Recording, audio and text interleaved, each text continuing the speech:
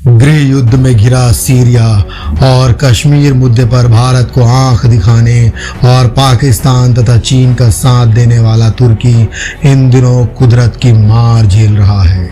भारत की एनडीआरएफ की टीम वहां वसुधैव कुटुंबकम के अपने भारतीय ज्ञान को चरितार्थ करती हुई राहत एवं बचाव कार्य में लगी हुई है।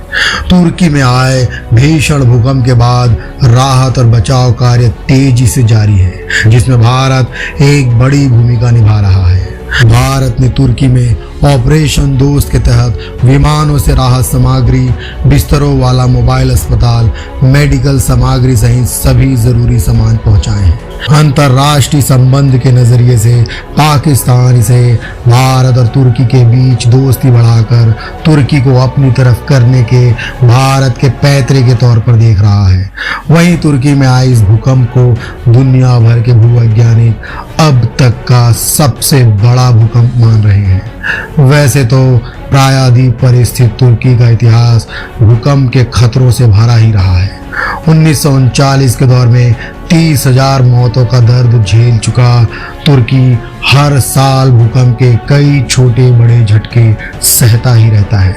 जी हाँ, तुर्की वही देश है जिसने कुछ वक्त पहले ही अपना नाम तुर्की से तुर्कीये कर लिया था। तुर्की ऐसा देश है जो प्रायद्वीप पर स्थित है। वहाँ अक्सर भूकंप आते ही रहते हैं। तुर्की की सीमा स्पर्श करने वाले देशों जैसे सीरिया, ईरान, इराक, अजरबैजान में भी अक्सर भूकंप के झटके महसूस किए जाते हैं, जिसका कारण है वहाँ की भौगोलिक स्थितियाँ। स्कूल की ज्योग्राफी क्लास में अगर आपने कॉन्टिनेंटल ड्रिफ्ट या फिर प्लेट टेक्टोनिक्स की टर्म्स पढ़ी हो तो यहाँ रिवाइज करके समझ लीजिए। भूवैज्ञानिक कहते हैं कि पृथ्वी के अंदर ये 4 हिस्सों में बटी है। पहला क्रस्ट, दूसरा है मेटल, तीसरा अपर कोर, चौथा इनर कोर। इनमें से क्रस्ट और मेटल जो एक दूसरे के ऊपर नीचे हैं एक प्लेट बनाते हैं और ये प्लेट्स लाखों करोड़ों वर्षों से एक दूसरे के ऊपर खिसक रही हैं।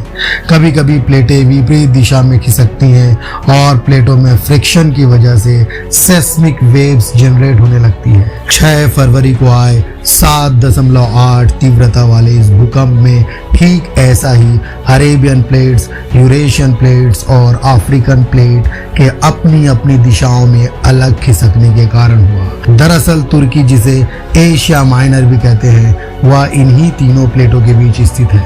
खबरों में बताया जा रहा है कि एक शख्स फ्रैंक हुगरबिट्स, जो कि पेशे से जियोलॉजिस्ट है, उन्होंने इसकी भविष्यवाणी भी की थी।